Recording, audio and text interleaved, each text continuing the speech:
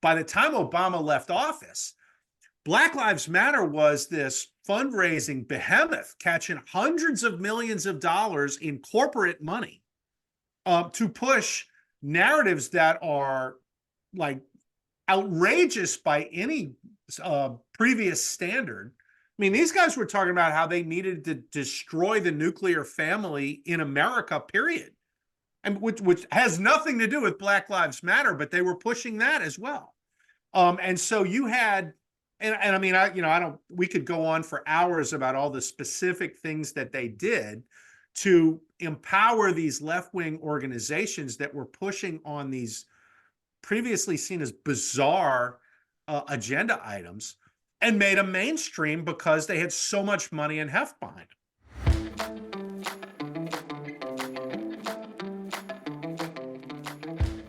Hello, Colemanators.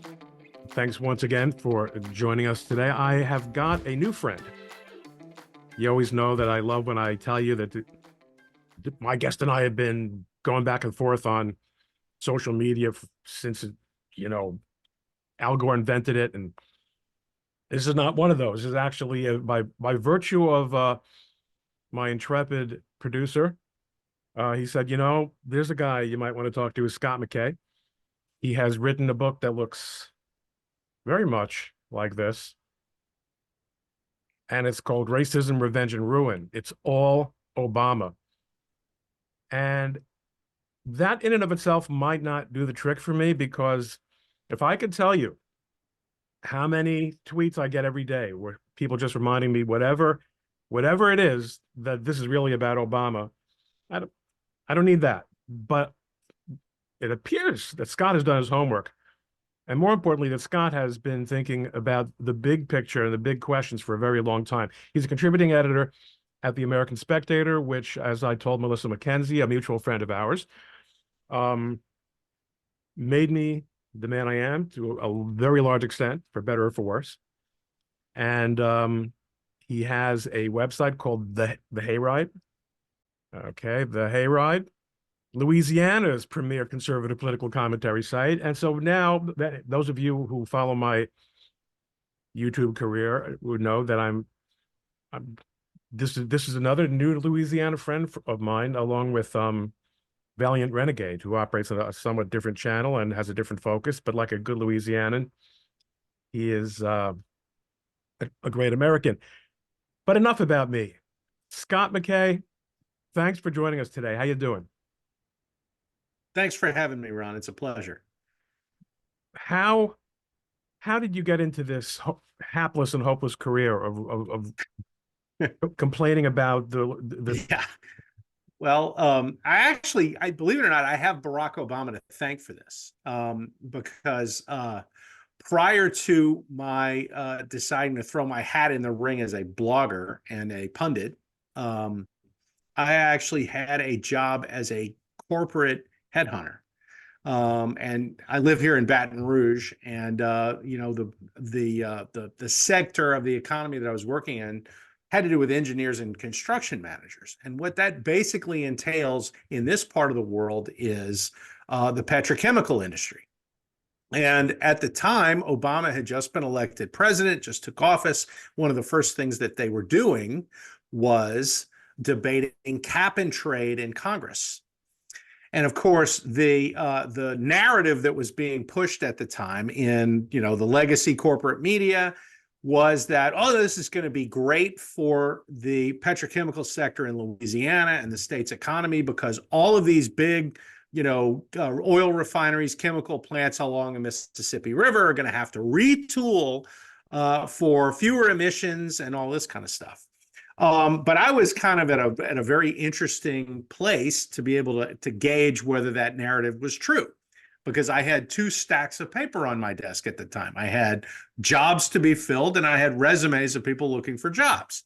Well, one stack got very small, the other one got very big, and I started realizing I couldn't make any money while they were debating cap and trade, because if you've ever seen the Monty Python Meaning of Life sketch, where the Catholic comes home and he's got a zillion kids and he says, the mill's closed, there's no work for any of you, have no choice but to sell you all for scientific experiments. That's basically what happened at every engineering firm in Baton Rouge when all of the chemical plants and oil refineries were like, yeah, that turnaround project or that upgrade that we were going to do, you guys were going to bid on, it's canceled because if this stuff passes, we're packing up the entire thing and moving it to Brazil or India. And so rather than boosting the state's economy, they were in the process of destroying it. And I started realizing a couple of things. Number one, I probably wasn't going to make money doing what I was doing for quite a while. And number two, everything is politics. Like it's not supposed to be that everything is politics, but everything is politics. This was 2009, and I ended up starting the Hayride because Louisiana didn't have a good conservative media site, and so we kept it going for a while. And it kind of led to some things. By 2012, I was writing a column at the American Spectator, and had gone on to write books. The Racism, Revenge, and Ruin, which you can see right here, the cover of it, is my second political book. The first one I wrote back in 2022 was a book called The Revivalist Manifesto. And if that rings a bell, it's probably because of the little mini controversy late last year involving Mike Johnson, who wrote the foreword, and CNN using this book as the platform for a hit piece against Johnson. And it ended up actually spiking sales of the book and putting it in the bestseller territory, which, thank you, CNN. I'm one of the very few conservatives who are in a position to say that. And so, the new book, Racism, Revenge, and Ruin, I don't credit Obama in this book for my genesis as a political writer.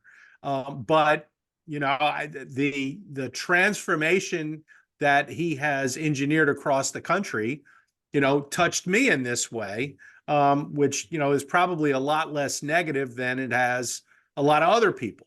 And I think it's an important book largely because, particularly in the center and on the right, we have not given anywhere near the I don't even want to say credit, responsibility to Obama that we should for the changes that have occurred in this country over the last 16 to 18 years. Not just, from a question of public policy, though that actually is significant, but also from, culture and economics as well. And the book touches, very largely into that. The myriad of ways that Obama has changed America that nobody saw coming. And it also does a very significant look into the background of who this guy was. That, if you're a very well-read conservative, you're going to know most of that part of the book. If you're not, if you get your information from legacy corporate media, there will be an enormous amount of stuff in that book that you have no earthly idea about, and it will shock you because this guy is nothing like he was presented at the time or even after, and yet the true background of Barack Obama directly informs the effect that he's had on the country. Scott, let's put aside the ideology for a minute. Mm-hmm. What's the magic? We know that Obama worked his way through the Chicago political system, which is an accomplishment of a sort, and that therefore it demonstrates a certain skill set. That's to be sure. Exactly, and mainly that he knows how to get things done in politics. But what was the magic that gave him all this leverage that you're talking about? Well, I think there's a couple of factors among many that are probably most worth discussing. I mean, the first is, if you go back, and every June, Gallup does a survey of race relations in America. And if you go back to 2007, the numbers they came back with were the absolute zenith of racial goodwill in this country. I mean, it was something like 75% across the board thought race relations in America were really good. Um, and as a result of that, I think, you had a time in America where people really actually saw the end of, all of the race stuff in the country.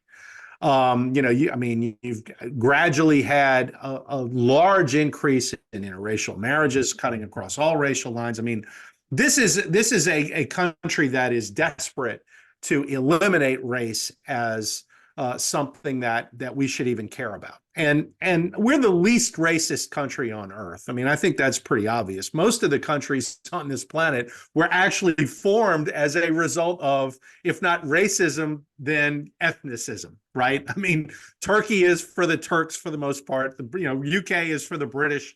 France is for the French. We're a country founded on an idea that's universal to everybody in the world. So by our nature, our national ethic is that we want to cut across racial lines and we want race not to matter. Obama comes along at a time when the country was, really looking toward the end of the race issue. And so he had call it a marketing opportunity to set himself up as the healer, the guy who was going to once and for all make this go away. He was the first really credible Black presidential candidate. You'd had Al Sharpton and Jesse Jackson before, but those guys were largely seen as race hustlers and clowns. Obama never really had the baggage of those guys, or at least it wasn't publicly attached to him like with Jackson and Sharpton. So he was in a position where he could make a cross-racial appeal. That happened at a time when the Republican Party, which had been under the influence of sort of the Bush Republican crowd since 1988 at that time. So you were looking at 20 years worth of the GOP essentially alienating the American people, and particularly its own voters, for quite some time. And I mean, this had been sort of this long running thing where the Bushes would run, if you'll remember back in 88, George H.W. Bush runs and he wants, a kinder, gentler America. And there's the famous quote, at the convention from Nancy Reagan saying, kinder and gentler than what? Right. And then George W. Bush comes along in 2000 and he talks about how, well, I'm a compassionate conservative, right? Which implies that conservatism isn't compassionate, that you need a special kind of conservatism to have compassion. And so there's this underlying piece to Bush Republicanism, which is contempt for its own base. And that had metastasized, through 8 years of W, where you just had an exhaustion on the part of Republican voters and also on the part of America that, they were desperate to try something altogether new. So Obama comes along and his opponent is John McCain. All right, but hold on a second. What about the W years implicated the race aspect? Anything? Not really. I mean, I think if you look at those 8 years, what you'll see is that, the country was warming up on the subject of race. There really weren't a lot of big racial divisive issues between 2001 and 2008. I mean, the sort of marquee event in that time frame was 9/11, which had nothing to do with race from an American standpoint. It was a very unifying thing, and in fact, that pretty much had hung over the entire 8 years of the George W. Bush presidency, which was, hey, because of 9/11, we're doing these wars and all that kind of stuff. Now, everybody had sort of fallen off on the question of Iraq and Afghanistan and whether those were good things. But it was never, there was no racial component to any of that. And okay. So, and so you have, Well, I mean, and America basically feels that it's a piece on the race issue, that we were reaching a point where it's worked. The sacrifices that we've made, the political sacrifices and the ethical and legal sacrifices, affirmative action, those were worth it because opportunities there's a growing Black middle class, whatever, and the cities, The cities are, many of them, coming back in a way that no one ever thought possible. And again, Certainly, prior to the financial collapse, I think that was absolutely true. um, Um, but Bush, I guess for his part, what his part of it is he is not reinforcing the normal sort of conservative instincts of the people who yeah, put him into office. I think that's right. And right. And so there was no, I mean, one of the things that you'll get just every time you look into what those 8 years represented, it's a missed opportunity because what successes they did have in that administration, they failed to politically monetize pretty much at all. Um, and so, where you had a growing black middle class, where you had at the time decreasing crime in the cities, where you had, I mean, like you had all of these positive things that were happening, um, largely because you didn't have a great economy, but you did have a relatively competitive economy historically. Okay. Now a lot of it was fueled by um, the housing industry, which was on shaky ground and had been since Clinton. And of course, that ended up collapsing, and that informed a lot of what was going on. But, fundamentally, you went in 2008, you had John McCain as the Republican nominee, and very few Republicans had much interest in making John McCain president. I mean, this was not a guy who had an enthusiastic base of support among Republicans.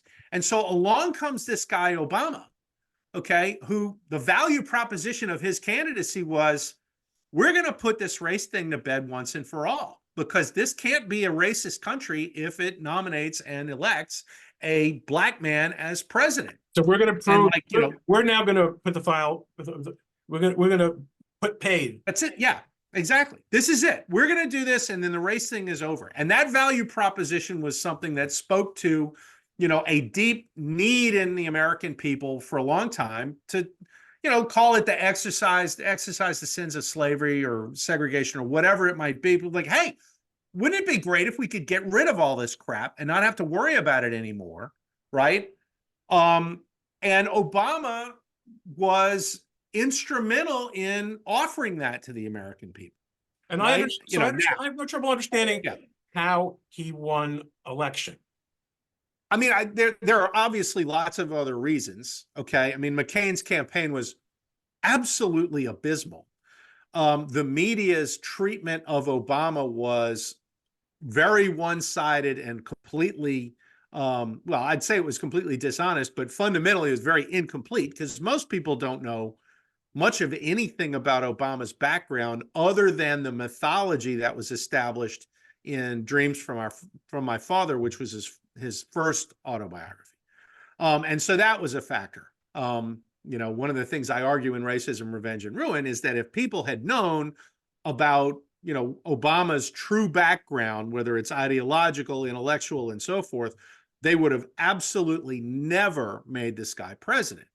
But at the time, the value proposition is not just that we're going to put the race thing to bed, but that we will bring to fruition, the famous I Have a Dream speech by Martin Luther King in 1963, which is, don't judge me by the color of my skin, but rather by the content of my character. And, from the looks of it, Barack Obama was a guy who had achieved, right, at a level that we was like, okay, this is a guy, he graduated Ivy League, he went to Harvard Law School, he came up in a big city, with lots of competition in politics, has been a U.S. senator. Hey, this is a guy who's on the move. He's obviously very talented. So this is, we make this guy president, and we have now fulfilled the I Have a Dream speech, right? Like this is this great moment that we can have as a country. And the payoff will be, that'll be the end of race in America, which constituted the greatest bait and switch in the history of American politics. It didn't really feel like that, did it? I mean, he continued playing the part well into his administration. Like Bill Clinton's first act as president was to make an attempt to get rid of the ban on homosexuals in the military. Right. And that blew up right in his face. And he had to back off Right. from it. Right. Obama didn't make that kind of mistake. He, at least tone wise, There's something I can refute that with, I guess, but yeah, so let's hear. Well, I mean, it didn't get a lot of play, but the first sort of chink in the armor, I guess, would have been the new Black Panther case. All right. And the fact that Eric Holder's Justice Department dropped essentially the prosecution of these guys who were holding nightsticks out in front of a voting precinct in Philadelphia and telling old white ladies, the black man's in control and you can't come vote. Right. I mean, it's like one of the most egregious examples of vote suppression, Right. Or voter intimidation since, the Klan. Right. The Bush Justice Department, which the remnants of it were trying to prosecute this, and they basically told him, look, we're not going to go after that. And that was how, Christian Adams sort of became a famous thing, because, he publicly resigned and, has gone on to become one of the most authoritative figures when it comes to election integrity. But there was that. The big sort of departure, and where the mask really kind of slipped off Obama, was in the Skip Gates case at Harvard, which was in the summer of 2009. And Ron, I'm sure you probably remember this case. Gates was a professor at Harvard, and has gone on to do a bunch of PBS series and so forth. And he's coming back to Cambridge. He's in an Uber. Apparently his key doesn't work in the lock on his door. And so what ultimately happens is he and the Uber driver are beating the door down. And it's almost like a Steve Martin movie, right? At that point, the cop pulls up because somebody calls the police. Hey, these two guys trying to break into this house, right? And so the cop comes and like, what are you doing? And of course, by that point, he's probably frustrated or whatever. And he ends up basically getting in an altercation with the cop, and he gets arrested for disorderly conduct. I mean, this is the thing where there ought to be some humor applied, like, oh, what a crappy situation, Instead, it's a minor controversy at Harvard, and then Obama turns up and saw the police acted stupidly, and we know that this is a pattern of police intimidation and brutality and mistreatment toward blacks and Hispanics, and the whole country like stopped and said, wait a minute, this is not what we had voted for. And his approval rating dropped 8 points in like 5 days. And so they paper this over with the beer summit, if you'll remember. Right. I'm a regular guy. Yeah.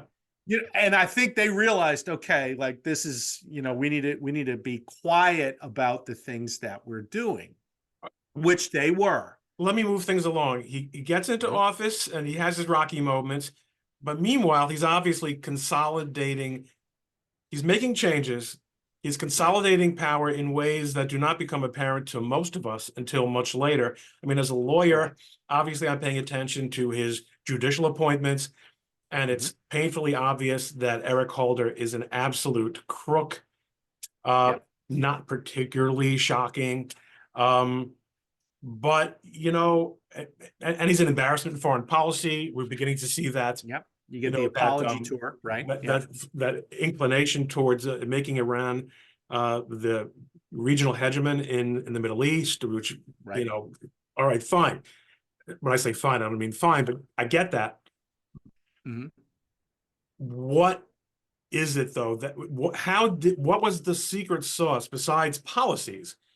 What did he do that enabled him to make these changes, to make changes that would actually fundamentally transform America and its government?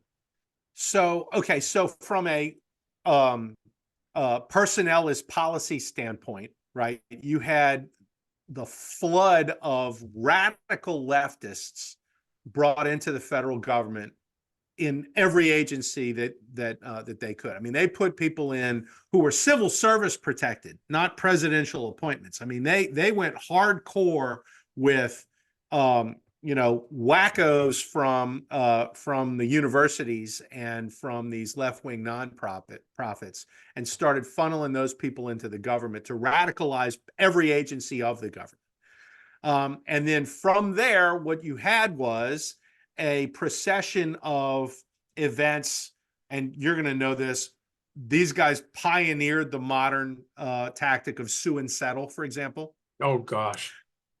And yeah, and related to that were some of these cases that they had. For example, Bank of America gets hit for its role in the financial collapse by the Justice Department. They make a settlement, but they discount the settlement amount, okay, by 2/3 if they will make donations to left-wing nonprofits who have a radical agenda. Okay, you give $500 million to La Raza, and you're going to see them do a lot of damage with that money. Okay, and so whether it's the Sierra Club or Earth Justice or all of these left-wing organizations ended up catching an enormous amount of money to do things that were not, they didn't support candidates. Okay, all of them started doing messaging operations with the money they were catching from the federal government to then turn around and radicalize as giant chunks of the culture. And so you started getting an enormous amount of media attention on things like climate change. And, all of a sudden by 2010, 2011, I mean, the entire country started catching messaging about how racist we were. You never heard the term systemic racism until 2010, 2011. Okay. And there was a certain Vivek Ramaswamy did a great job describing this in his book, Woke Incorporated, where you had the Occupy Wall Street phenomenon. And then you had couple that with a bunch of money flowing into these nonprofit organizations. But what diffused Occupy, okay, was that movement splintered along racial lines. Okay, so all of a sudden it was, these Wall Street organizations, these big companies, they don't, they're not, they're screwing the working man and all this other kind of stuff. And all of a sudden, the Occupy people fell out because the black members of Occupy were like, yeah, plus they're racist, right? And when the corporations saw that, they started, let's just heighten affirmative action into the C-suite. We're not going to change anything, but we're going to give some of these things brown and black faces and so forth. And the Obama administration greatly encouraged that. So by his second term, you start getting like anti-racist messages coming out of corporate America. And particularly you start catching the Black Lives Matter stuff after 2012. And at some point, I guess we're going to start talking about Trayvon pretty soon. But by the time Obama left office, Black Lives Matter was this fundraising behemoth catching hundreds of millions of dollars in corporate money to push narratives that are like outrageous by any previous standard. I mean, these guys were talking about how they needed to destroy the nuclear family in America, period. And which has nothing to do with Black Lives Matter, but they were pushing that as well. And so you had, and I mean, we could go on for hours about all the specific things that they did to empower these left-wing organizations that were pushing on these previously seen as bizarre agenda items and made them mainstream because they had so much money and heft behind them. So they have the money because of these settlements. And they have the beginning of a level of buy-in on the corporate level. Right. And certainly in the governmental level with all of the people that he was flooding the government with. So corporations are buying peace. He's to some extent following the Jesse Jackson Rainbow Coalition and Shakedown model. Yeah. That's the community organizing model that Obama learned from the very beginning of his professional career. Yeah. And this was, you shake down corporations. Absolutely. And this was really sort of a boiling the frog sort of phenomenon, wasn't it? I mean, in other words, it wasn't as if we turned a corner, and in the process, there was a 90-degree change in orientation. Everyone's in favor of equal employment. Everyone's in favor of affirmative action. Everyone's in favor of more black faces. Everyone's in favor of representation. The next thing you know, we're here, dear white people. Right. Well, and the boiling the frog analogy is good, not just because of the basic, turn the temperature up slowly, but the fact that it's water that you're immersed in. It comes at you from every angle, right? I mean, like whether it's all of a sudden everybody that runs Hollywood, pretty much they all voted for Obama. Okay. So he made it acceptable and mainstream to push these hard left radical plot points and cultural initiatives or aggressions, I would say. And this goes back. They were afraid to do those in the past, but all of a sudden they could pour those on. And that's how all of a sudden you're remaking a movie and all of the, previously white characters are black. And somehow this is, it's justice and this needs to be done. And everybody's like, yeah, but, so-and-so's a white guy. Like he's always been a white, why are we changing it? Right. But this is like, but so is what happens when Hollywood does it, And the irony is, so is Obama. See, Obama was a very white black guy. Yes. He doesn't have the accent that most black Americans do. He's not a descendant of slaves. Right.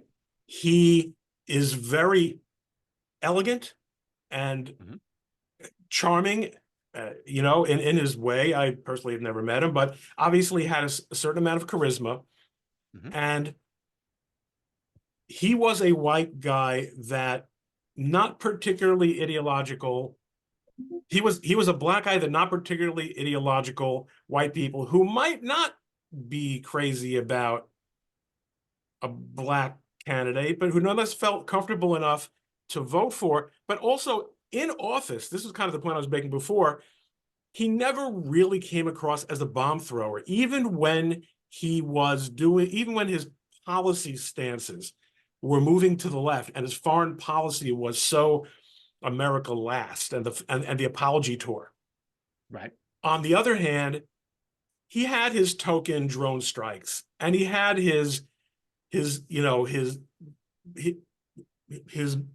he killed Osama bin Laden personally, right? In other words, he continued to play the game. That was the presentation for sure. Yeah. I think that presentation is critical because all these things are happening behind the scenes and alarm bells aren't really going off culturally in the way that they otherwise might have been. I'm not even sure that, and this abuse of the law enforcement system, sue and settle, and the light bulb that went on when they realized that why don't we work with the Democrats running the cities that are being sued on civil rights claims and just get them to settle. It's not their money. Yep. Right. And while we're at it, why don't we get a whole bunch of what are they called? Consent decrees. Consent decrees, right. A whole bunch of consent decrees in place that will make it impossible to enforce voting laws in these cities. And because we have the Justice Department entirely on our side.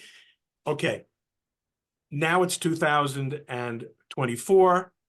Everything's gone to hell. This process, and you have Obama, the only president ever to stay in Washington after leaving office. Which is a bigger point than anybody gives credit for. Right? The guy lives in Colorado. He's like right down the street from the White House. And there are limousines bringing people to see him every day on the hour, every hour to talk about politics. Well, he's very busy producing fantastic content for Netflix, right? Isn't that what he mostly does?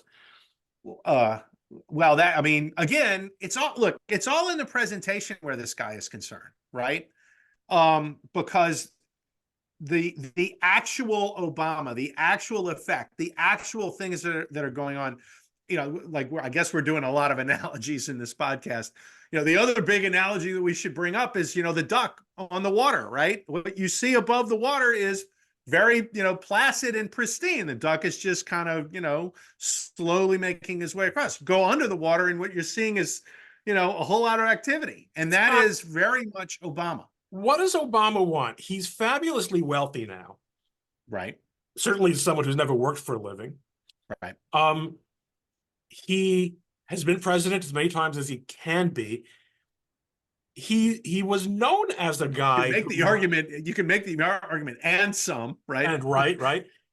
What is he really that selfless that he wants to spend the rest of his life just destroying the system now that he's got his? Is he that motivated? What's your take? Well, and this is where we get into in the book a lot of his background. Okay, so I'll just give you the basic thesis of the book, and that I'm convicted on, is that this is a guy who absolutely positively hates America as founded, and is, all out to destroy the society that he found when he got into politics or adulthood, or however you want to phrase it. This is a guy who has a deep disdain for regular Americans, and not certainly white people, but not just white people. Okay. And to explain that, let me kind of get in real quick to the four mentors who created Barack Obama. The first one is a guy by the name of Frank Marshall Davis, that most Americans know absolutely nothing about. There is an argument you could make, and some have made it. I'm not gonna make it here. But the argument is that Frank Marshall Davis is actually Obama's biological father. And the best point in favor of that argument is that if you look at side by side pictures of Barack Obama Sr., and Frank Marshall Davis, he very obviously looks more like Frank Marshall Davis than he does Barack Obama Sr. Okay. So there's that. And what Davis was a communist newspaper editor and columnist in Chicago and Honolulu. And if you go back and read the things that Frank Marshall Davis wrote for those newspapers, first of all, they were vile. They were unbelievably anti-American, pro-Stalinist. This guy ended up on the FBI's security list as a result of that, plus the fact that they caught him photographing shorelines all over Hawaii, assumedly in preparation for Russian and Chinese invasions of those beaches. But the thing of it is that Frank Marshall Davis knew Barack Obama's mother, in fact, had taken naked pictures of her that he then sold to mail order catalogs, which nobody in America freaking knew about that. But what is in Dreams from My Father are 22 references to a guy named Frank, who is very obviously Frank Marshall Davis. Those references were taken out of the audio version of the book when it was released years later, when Obama was a national political figure about to run for president. And Davis is clearly a important mentor for Obama. They brought him, starting by the time he was 10, when he got to Hawaii and moved in with his grandparents. From that point to the time he went off to college, they brought him around to see Frank Marshall Davis like all the time. And he was sort of, well, he needs a black mentor, and this is the guy we know, who just happens to be a communist on the FBI's security list. And, Davis was, even in Dreams from My Father, Davis talks about, in very negative and disdainful ways, the American way of life and the American system. So Obama gets to Occidental, and he's a committed Marxist at the time. So that was the effect that Davis had. Then when he goes off to college, he gets immersed in hardcore Marxism at Columbia. But at the time, the old kind of Marxist-Leninist socialist paradigm had been changing toward more something along the lines of a community organizing mindset. And that was what Obama got into. So, he gets to Chicago, he meets Bill Ayers, who was a Weather Underground terrorist. People know a little bit about who Ayers is, but what they don't realize was how much of an effect Ayers had. Ayers was the ghostwriter for Dreams from My Father. It's pretty clear that he was. If you analyze the sentence structure and all these other things of Dreams from My Father and Fugitive Days, which is Bill Ayers' own autobiography, they're extremely similar. Had to be written by the same hand. So Ayers, who Obama says, "He's just a guy in my neighborhood." Ayers got him involved, plugged him into hardcore left-wing politics in Chicago, as he was a community organizer, and there's that. So Ayers was a serious mentor of Obama, and people don't realize how big a deal that is. In that, Bill Ayers turns out to be probably the most important and influential thinker on K-12 education in America. And the influence that he's had is to turn schools into woke indoctrination factories.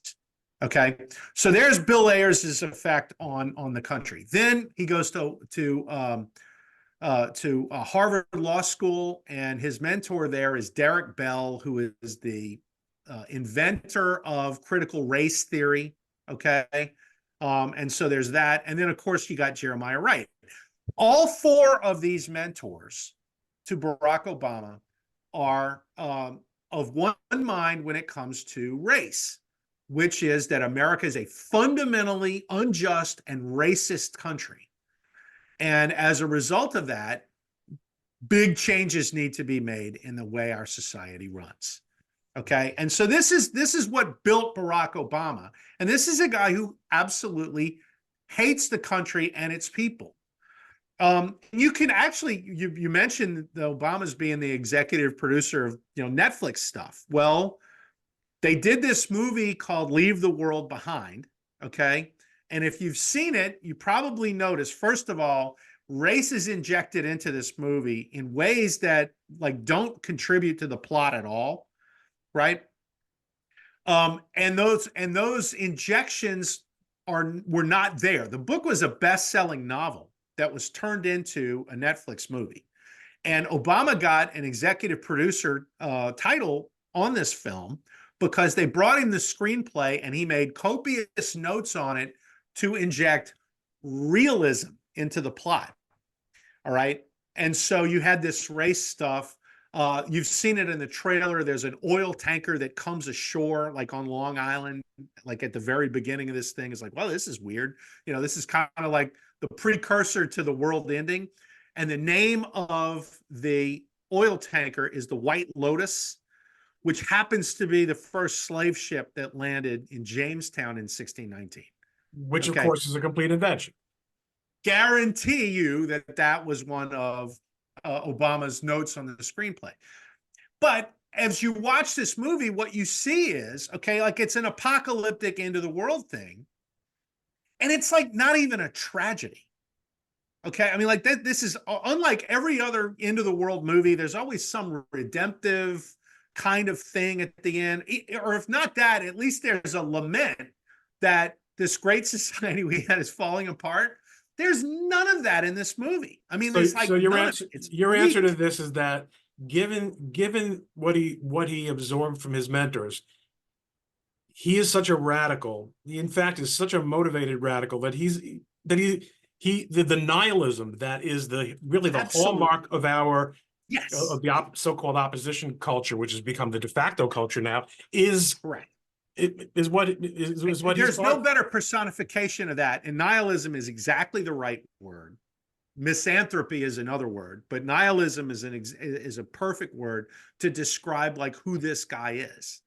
And I mean, this pervades everything. You had the whole bitter clingers comment that he made, and you had that Philadelphia speech back in 2008 where he threw his white grandmother under the bus. And then, to save Jeremiah Wright, and then he throws Jeremiah Wright under the bus. And I mean, it's just, there's an entire pattern here of Like, he doesn't care about the things that came before. He throws the Winston Churchill bust away, which everybody thought was a anti-colonialist thing from Barack Obama Sr. And you would think that until you go back and read the things that Frank Marshall Davis wrote about Winston Churchill in the late 40s, and you start to realize this was Davis. It was not necessarily Obama Sr. So, and then, I could go on and on and on with all of these little kind of data points that show you how iconoclastic, right? And we tend to look at, iconoclasm as like a good thing, but in Obama's case, it's like real iconoclasm, right? Like, you never had anybody knock statues down before Barack Obama came. So, right? Like, I mean, believe it or not, people, I could talk to you for another hour, but I don't know if anyone's going to be listening to us. Let me just ask you, is there any hope? Do you think there's any way to fix this?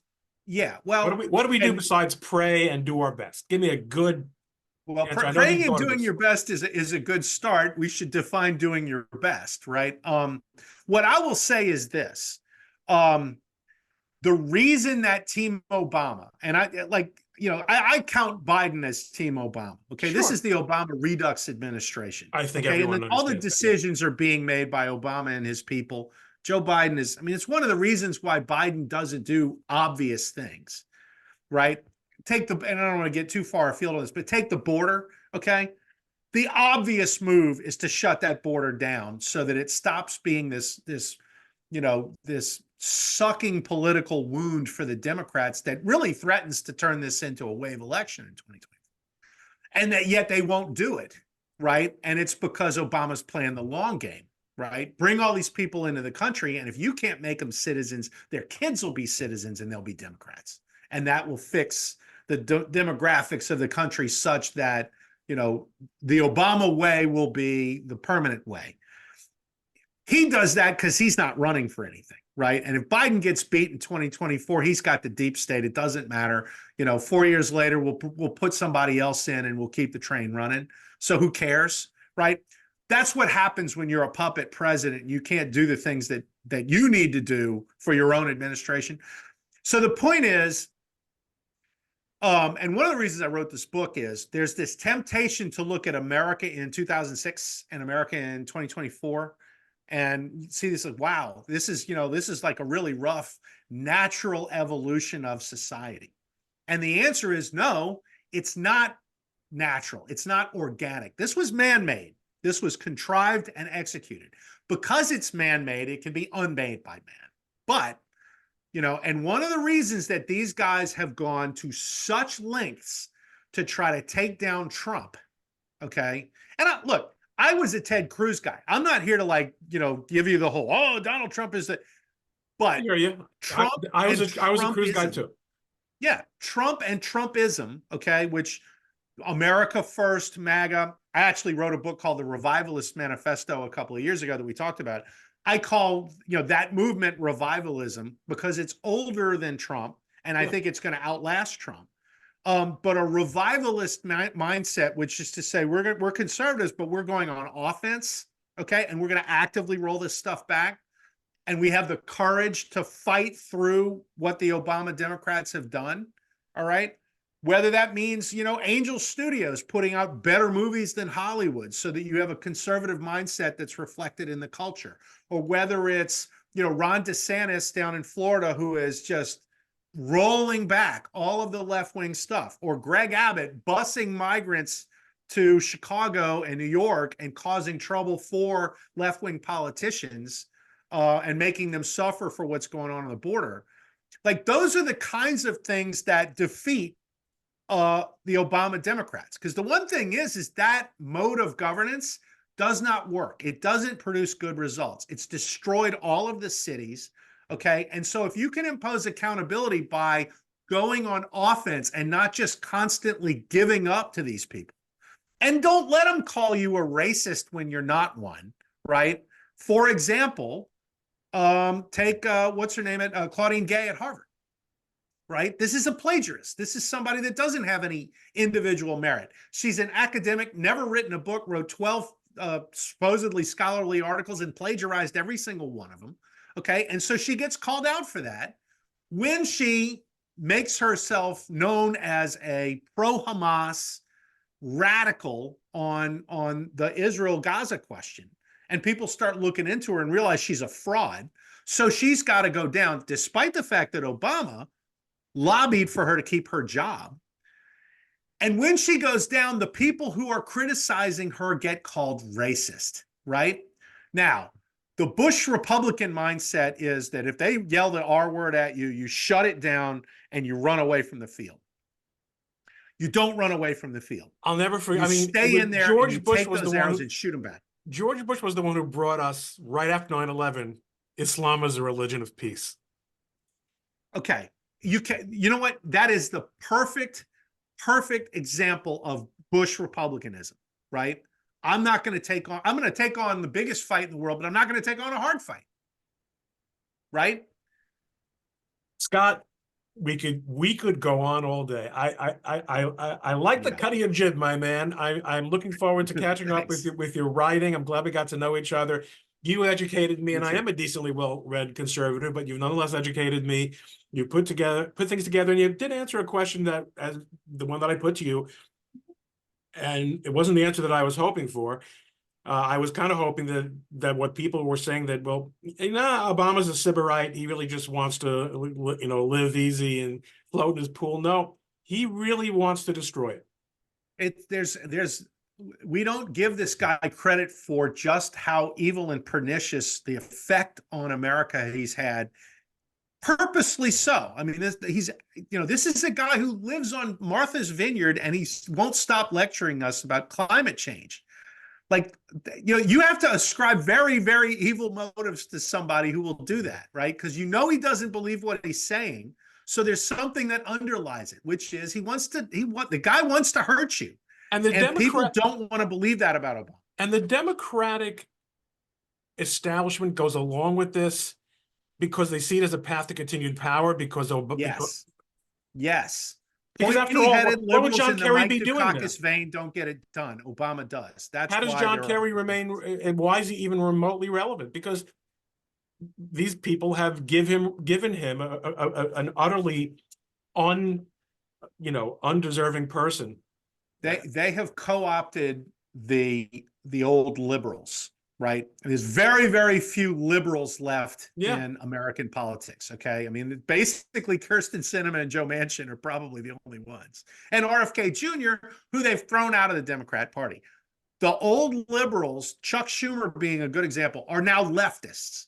And we as conservatives need to stop calling these people liberals, right? Because Obama destroyed that label and moved all of these people Schumer's not even a left. He is a completely transactional creature. I mean, he is a truly despicable. Same thing with Pelosi. These people have no principles whatsoever. It's about the insider trading, staying in office.